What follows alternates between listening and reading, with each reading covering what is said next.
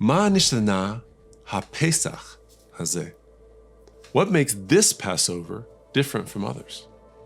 Well, it's obvious, isn't it? This past year has been like no other. But not just in the negative way.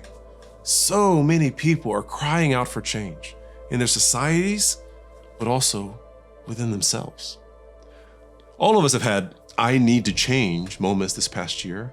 But what if the key to true transformation was in something we read every year at Passover? What if it was in the Hallel? Look at these passages from the Hallel. He raises the poor from the dust, lifts up the needy from the refuse heap. O Israel, trust in the Lord. He is their help and shield. You have delivered me from death, my eyes from tears, my feet from stumbling.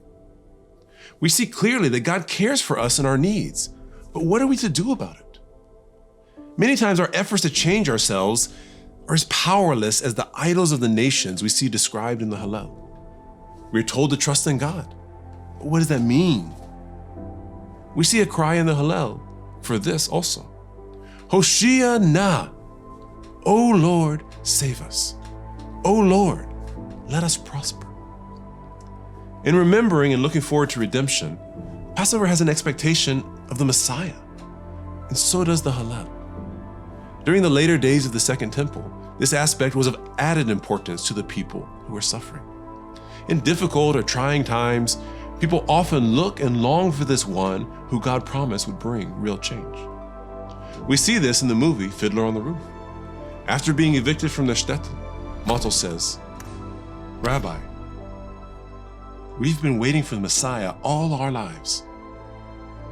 Wouldn't this be a good time for him to come? Many would say the same about this Passover. With everything going on, wouldn't this be a good time for him to come? But what if the change that Messiah brings isn't primarily the outward political and social change that so many of us are looking for? What if there's something that needs to change within us before society can be transformed? Before there can be real tikkun olam, repairing the world, there needs to be real tikkun atzmi, repair of myself. But even though we are the ones who need tikkun, we can't repair ourselves. The key to this transformation is in fact the Messiah.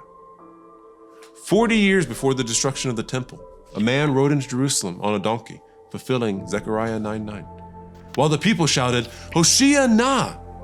And another part of the Hallel, blessed is he who comes in the name of the Lord.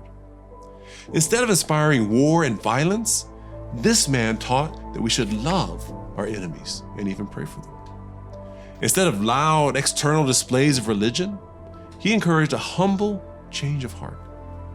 Instead of persecuting those who thought differently than him, he willingly sacrificed himself for them.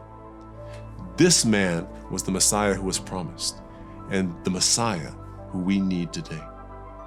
Of course, you've heard of the man I'm referring to. He's Yeshua, Jesus of Nazareth. He fulfilled the prophecies in the Tanakh about Messiah. He brought about the new covenant that God promised in Jeremiah 31, where he said he would write his law on people's hearts. This Yeshua, by offering himself as a sacrifice for our sins, made a way for each of us and our world to be transformed. Not just an external change, but an internal one. When our relationship with God is restored through this ultimate atonement for our sins, we see radical transformation in our lives. So, why is this Passover different from all others? Not just what we've gone through, not just the change we desire.